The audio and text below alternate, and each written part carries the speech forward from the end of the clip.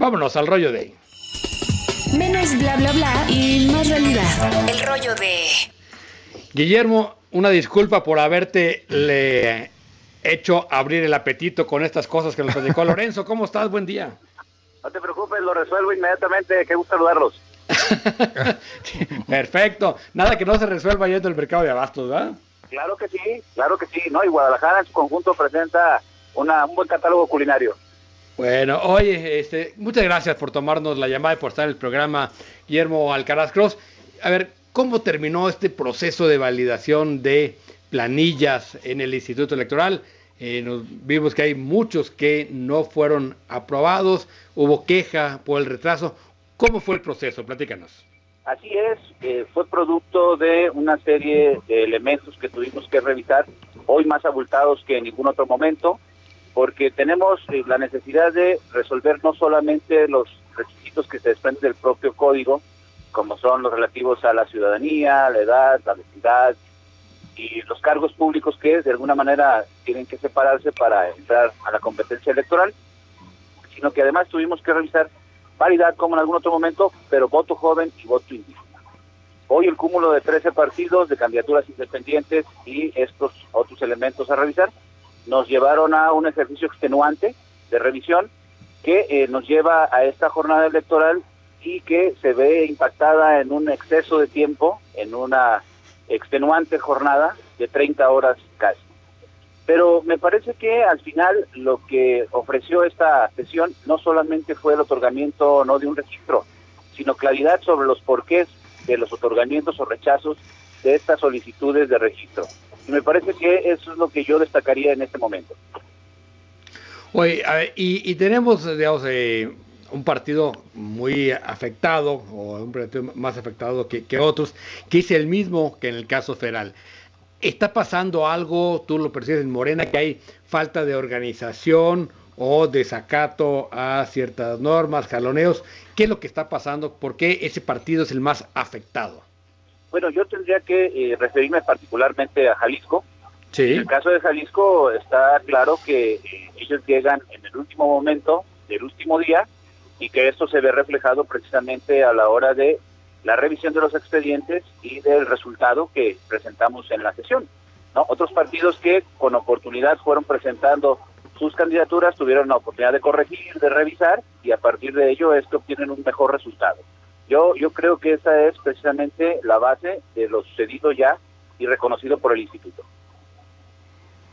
Guillermo, ¿qué tal? Buenos días, Augusto Chacón. Gracias por estar con nosotros. Qué gusto saludarte. Igualmente, Guillermo.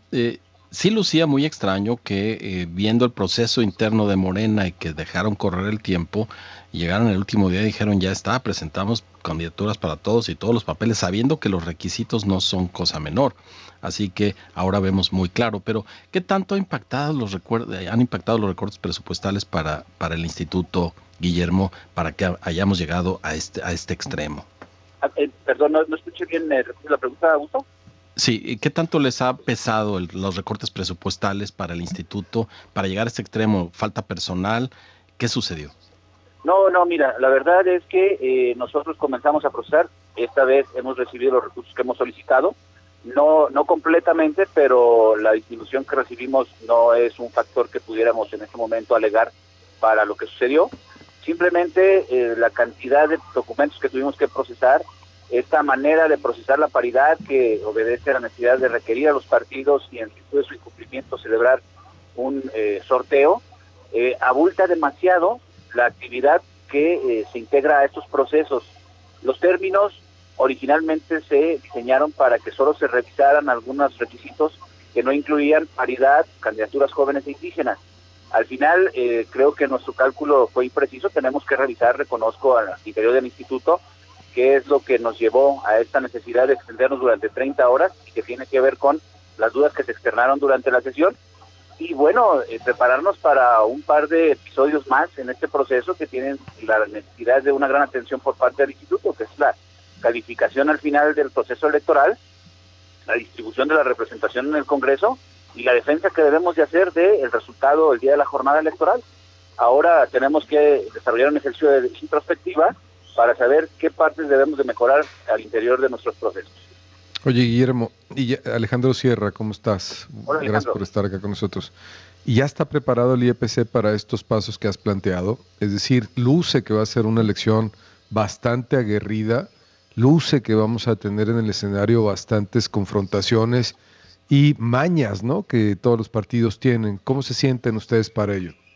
Mira, a partir precisamente de lo sucedido, y quiero insistir, en virtud de la cantidad de cosas que tuvimos que atender, prevemos también un escenario complejo para estas etapas que menciono, y lo que vamos a hacer particularmente en virtud de las necesidades propias y de las carencias que mostramos en este proceso que nos llevaron a acceder a un término, pues hacer este análisis de introspectiva e identificar nuestros procesos y nuestras instancias que deben de mejorar.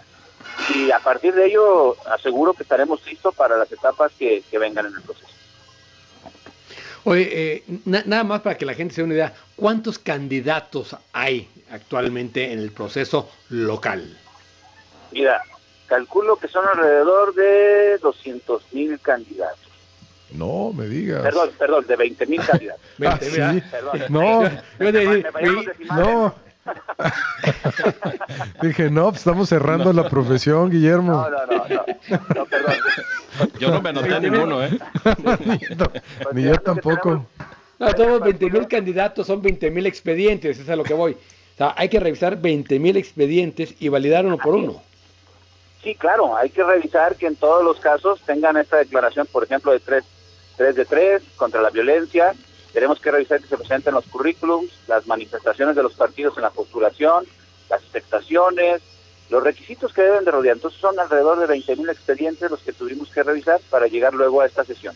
Pero y luego, ¿cuántas planillas para ver que estuvieran integradas con los criterios, digamos, que establece la ley?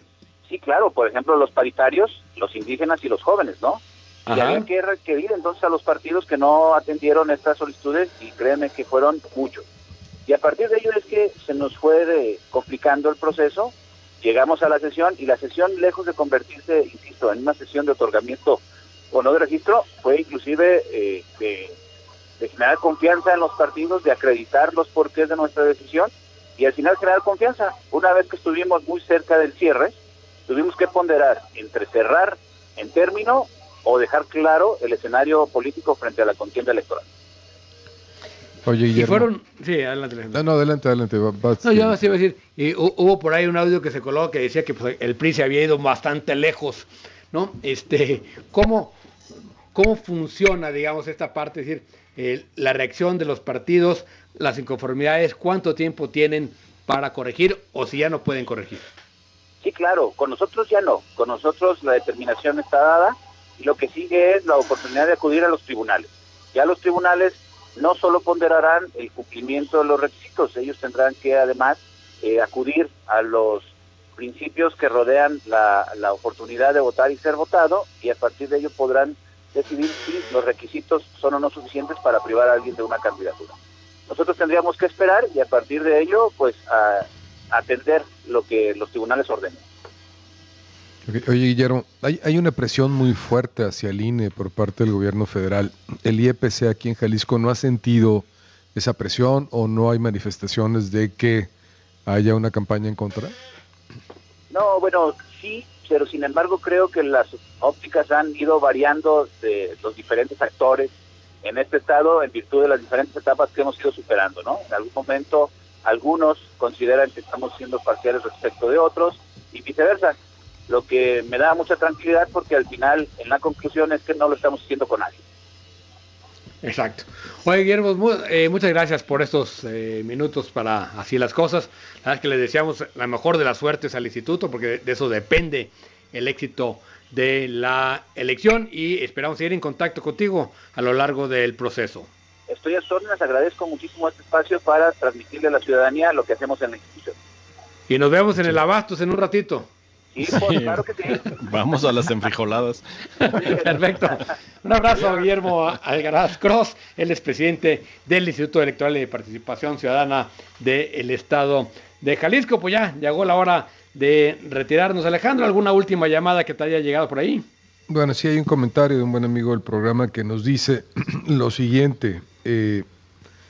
Piensa que se le va a poner, bueno, duro, dice así, complicado. a Morena, complicado, a Morena, y que cree que al final de cuentas se vayan a cerrar bastante las cosas. Como que la publicación del Financiero generó mucha esperanza, mi querido Diego. Esperanza para unos y bueno, seguramente desesperanza para otros que quisieran ver a Morena triunfando de manera contundente. Así son las elecciones, para eso son, y creo que eso es la parte divertida, Augusto. Así es, bueno, la buena señal es que no todo está cocinado y que no seamos fatalistas, participemos, enterémonos de lo que pasa, ejerzamos nuestro derecho a votar. Una pregunta que te quería yo hacer, hablaste del abstencionismo en este caso, o sea, ¿cuáles son las clases que no salen a votar? Normalmente es generalizado. ¿Es generalizado o los jóvenes? La clase de danza, y los jóvenes, la clase de tutru. Sí. Los jóvenes también suelen abstenerse.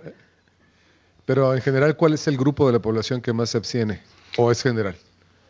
Es general, los jóvenes, creo que podríamos ponerlo en términos de los jóvenes, y es en estas elecciones donde se presenta más lo que conocíamos como el voto duro, es decir, aquellos votantes que van directamente por un partido. Sería bueno tocar ese tema, ¿eh? Perfecto. Sí, yo creo que habría que buscar también un análisis del punto de vista de la abstención. Pero gracias por el día de hoy a quien hizo posible el programa. Estuvo Erika Toribio en la producción, Javier García en la operación, Pati Sánchez en la información, Augusto Chacón, Alejandro Sierra y su martes y un servidor Diego Petersen. Le deseamos muy buen martes. Hasta mañana. Vámonos.